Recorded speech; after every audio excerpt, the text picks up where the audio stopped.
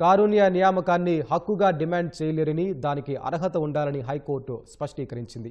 ఉద్యోగి చనిపోయినప్పుడు, శాశ్వత అంగవైకల్యం బారిన పడి ఆదాయం ఆకస్మికంగా నిలిచిపోయినప్పుడు కుటుంబం ఆర్థిక ఇబ్బందులు ఎదుర్కోకూడదనే ఉద్దేశంతో కారుణ్య నియామక పథకాన్ని తీసుకొచ్చారని గుర్తు చేసింది.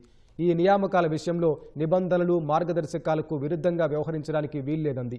1999లో తండ్రి చనిపోతే 2009లో కారుణ్య నియామకానికి ఓ వ్యక్తి దరఖాస్తు చేయడాన్ని, ఆ అభ్యర్థనను తిరస్కరిస్తూ అధికారులు 2009లో ఇచ్చిన ఉత్తర్వులను 2017లో హైకోర్టులో సవాల్ చేయడాన్ని ధర్మాసనం తప్పుబట్టింది. హైకోర్టును ఆశ్రయించడంలో జరిగిన జాప్యానికి కారణాలను పిటిషనర్ పేర్కొనలేదంది. ఉద్యోగి మరణించి ఏళ్లు గడిచాక చేసిన అభ్యర్థనను అనుమతించలేమని తేల్చి చెప్పింది.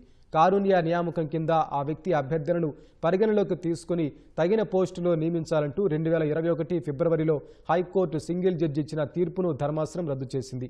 చిత్తూరు జిల్లాలో గ్రామ పరిపాలన అధికారిగా పనిచేస్తున్న రాజేంద్ర పిళ్ళై 1999లో కన్నుమూశారు. ఆయన కుమారుడు ఉదయ్ కిరణ్ తనకు ఉద్యోగం ఇవ్వాలంటూ 2009లో దరఖాస్తు చేసుకోగా అధికారులు తిరస్కరించారు. ఉదయ్ కిరణ్ 2017లో హైకోర్టులో వ్యాజ్యం వేయగా హైకోర్టు సింగిల్ జడ్జి ఉద్యోగమిచ్చే అంశాన్ని పరిగణలోకి తీసుకోవాలని తీర్పునిచ్చారు.